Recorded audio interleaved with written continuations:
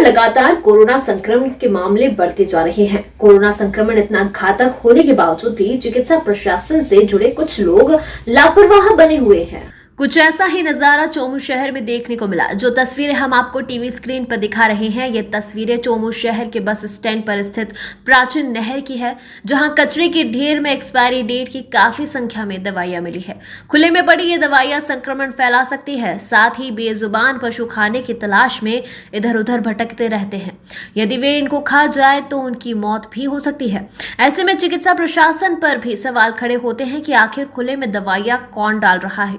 साथ ही ये भी सवाल खड़े होते हैं कि क्या ऐसे लापरवाह चिकित्सा से जुड़े कर्मचारियों पर कार्यवाही होगी। जब लोगों को इसका पता चला तो मौके पर पूर्व पार्षद अनिल मीणा और वहां के स्थानीय लोगों ने प्रशासन के खिलाफ विरोध जताया। हाँ बताइए। जो ये हमारे आप ये जो नहर देख रहे हो, इसमें प्रशासन की घोर लापरवाही देखने को मिल रही है। यहाँ पे जो एक्सपायरी डेट की जितनी भी दवाइयाँ हैं, यहाँ पे मतलब कूड़ादान समझ के यहाँ पे डाल के जा रहे हैं, और यहाँ पे पब्लिक इतनी परेशान हो रही है कि आपको बता नहीं सकते। और यहाँ पे ये चोमू के बीचों बीच का माहौल है। नगर पालिका यहाँ से मात्र 50 मीटर की दूरी पे है।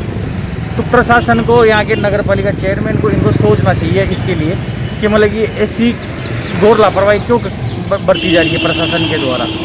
इसकी भी कई चीज़ों की व्यवस्था होती है, इन दवाइयों को गाड़ा जाता है। अब अगली खबर सुमेरपुर से है, जहां विधायक जोराराम कुमावत ने बयान जारी कर राज्य सरकार द्वारा जयपुर ग्रेटर की मेयर सौम्या गुर्जर और 3 पार्षदों को निलंबित करने की कड़े शब्दों में भर्त्सना की है। उन्होंने बताया कि राज्य सरकार हताश हो चुकी है। कोरोना में अव्यवस्था और ठप विकास को छुपाने के लिए लोकतंत्र का गला घोट रही है। ऐसा पहली बार हुआ है जब पूर्ण बहुमत से निर्वाचित जनप्रतिनिधि को राजनीतिक स्वार्थ की खातिर विधि के विरुद्ध सत्ता का दुरुपयोग करते हुए निलंबित किया गया है। उन्होंने बताया कि नगर निगम का कमिश्नर निजी कंपनी के साथ मिलकर भ्रष्टाचार की हदें पार कर रहा था, जिससे जनहित में काम अटक रहे थे, जिसका विरोध करने पर राज्य सरकार ने आनन फानन में मेयर और पार्षदों को सुनवाई का अवसर दिए बिना ही आधी रात को अवकाश के दिन निलंबित कर दिया। ऐसे निर्णय स्वस्थ लोकतंत्र के लिए घातक है। अगर सरकार शासन का दुरुपयोग कर ऐसे चुने हुए जनप्रतिनिधियों को हटाने लगी तो जनता का लोकतंत्र से विश्वास ही हट जाएगा। नमस्कार। 2 दिन पहले जयपुर में नगर निगम ग्रेटर की चेयरमैन सम्मानीय सौम्या गुर्जर को राजस्थान सरकार ने निलंबित किया है। निश्चित रूप से ये बहुत ही गलत है। लोकतंत्र की हत्या है, तानाशाही रवैया है, और एक तरह से पूरी तरह से हिटलरशाही है। चुनी हुई नगर निगम की चेयरमैन को इस तरह से उनको बिना सुनवाई किए निलंबित करना लोकतंत्र का गला घोटना है। निश्चित रूप से अपने स्वार्थ के लिए और अधिकारियों के मार्फत वसूली करने के लिए सरकार ने जो इस तरह का ये रवैया किया है, इसकी मैं भरपूर तरीके से निंदा करता हूँ और मांग करता हूँ कि वापस सौम्या गुर्जर को बहाल करे, नहीं तो पूरे राजस्थान में भारतीय जनता पार्टी के सभी कार्यकर्ता और जनप्रतिनिधि मिलकर के इसका विरोध करेंगे और सरकार के विरुद्ध लड़ेंगे। सवाई माधोपुर जिले के खंडार कस्बे में उस वक्त हड़कंप मच गया जब लोगों ने मगरमच्छ को आबादी क्षेत्र में विचरण करते देखा। भारी भरकम मगरमच्छ को घने आबादी क्षेत्र में विचरण करते देख लोगों के होश फक्ता हो गए। इसकी सूचना लोगों ने वन विभाग को दी। मौके पर पहुंची वन विभाग की टीम ने काफी मशक्कत के बाद मगरमच्छ को पकड़ने में सफलता हासिल की। इसके बाद वन विभाग की टीम ने मगरमच्छ को जंगल में ले जाकर छोड़ दिया। ग्रामीणों के अनुसार खंडार कस्बे की छापर कॉलोनी में बीती रात करीब 8 बजे खंडार सवाई माधोपुर मार्ग पर जंगल में स्थित तालाब से निकलकर एक मगरमच्छ आ गया तथा एक दीवार के सहारे चिपक गया। वहां से आवागमन कर रहे लोगों ने जब मगरमच्छ को देखा तो उनके होश उड़ गए। आबादी में मगरमच्छ आने की सूचना आग की तरह फैल गई। घटनास्थल पर लोगों की भीड़ जमा हो गई। सूचना पर मौके पर पहुंची वन विभाग और पुलिस की टीम ने लोगों को वहां से हटाया। खबर हनुमानगढ़ से है, जहां जिला कलेक्टर नथमल डिडेल ने संग्रिया बाईपास रोड पर मेडिकल कॉलेज के लिए आवंटित की गई 40 बीघा जमीन के पास ही 15 से 20 बीघा जमीन अतिरिक्त आवंटित किए जाने को लेकर नगर परिषद व चिकित्सा अधिकारियों के साथ मौका निरीक्षण कर जमीन का जायजा लिया। कलेक्टर ने बताया कि मेडिकल कॉलेज के लिए 40 बीघा जमीन पहले से ही आवंटित की हुई है, जो मेडिकल कॉलेज के हिसाब से कम है। इसको लेकर प्रशासन द्वारा अतिरिक्त जमीन आवंटन की कवायद की जा रही है। प्रयास ये है कि मेडिकल कॉलेज के लिए अधिकतम जमीन मिले। मल्टी स्पेशलिटी हॉस्पिटल को लेकर जगह न कम पड़ जाए।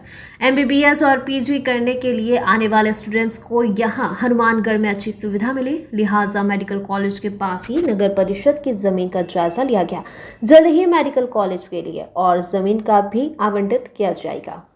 जमीन ऑलरेडी एलोटेड है, लेकिन मैं समझता हूँ कि इतनी ज़मीन मेडिकल कॉलेज के लिए कम है, तो 15 से 20 बीघा और ज़मीन अलॉट करने के लिए मेडिकल कॉलेज के आसपास ही जो नगर परिषद की ज़मीन है उसका आज हमने विजिट किया। इस विजिट में PMO और जो बीकानेर कॉलेज के डॉक्टर हैं, नगर परिषद की टीम और हमारे SDM तहसीलदार साथ में थे।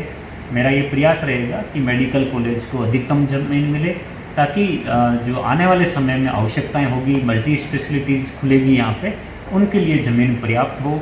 अधिकतम जो मेडिकल MBBS और PG करने के लिए बच्चे आएंगे उनको रहने की अच्छी सुविधाएं मिले।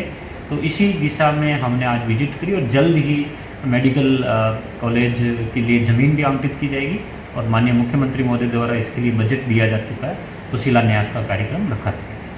एक इंडस्ट्री एरिया का आदेश निकाला कल आपने गंदे पानी को लेकर। और अब खबर अजमेर से, जहां ग्रामीण PHC हटुंडी में 18+ वालों के टीकाकरण का शुभारंभ हुआ। सामने आया कि ग्रामीण टीकाकरण के प्रति जागरूक नहीं है। ग्रामीणों के बजाय बाहरी व्यक्ति यहां आकर टीकाकरण करवा रही है। हटुंडी, ककलाना, लच्छीपुरा, राजौसी व आसपास के 18+ वाले व्यक्तियों में टीकाकरण के जागरूकता देखने को नहीं मिली। सुबह से अब तक मात्र 30 व्यक्तियों का ही वैक्सीनेशन हुआ है, जिसमें मात्र 2 ग्रामीण ही वैक्सीनेशन के लिए पहुंचे। बाकी बाहर से आने वाले वैक्सीन लगवा रहे हैं।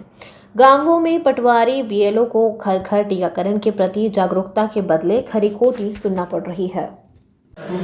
PSC से वैक्सीनेशन सेंटर से मैंने यहाँ पर वैक्सीनेशन 18+ का वैक्सीनेशन चल रहा है, लेकिन गांव में जागरूकता की कमी होने के कारण 22 मतलब कैंडिडेट आए, उसमें से केवल 3 आदमी गांव से आए। मैं चाहता हूं कि गांव में भी जागरूकता हो, जिससे गांव वालों को ज़्यादा से ज़्यादा फायदा हो। क्षेत्र के BLO हैं पटवारी। कल भी हम सर्वे में थे, नायब तहसीलदार जी हमारे साथ थे, और उसके बाद भी घर घर जाके हमने संपर्क करा, मगर घर वाले ताले लगा रहे हैं और हमको भगा रहे हैं, गालियाँ बक रहे हैं।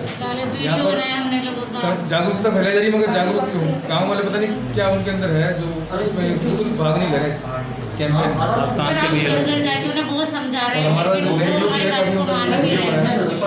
हमें 10 दिन आज 2 तारीख से हम लगातार घूम रहे हैं, घर में जा रहे हैं। हमें देख के लोग ताला लगा देते हैं और बोलते हैं कि हमें टिकट नहीं लगवाना चाहिए, हमारे गेहूँ बंद कर दो, चाहे पेंशन बंद कर दो। चाहे आप पटवारी हूँ मैं, सुनीता प्रजापति, हटुंडी पटवारी। नवीन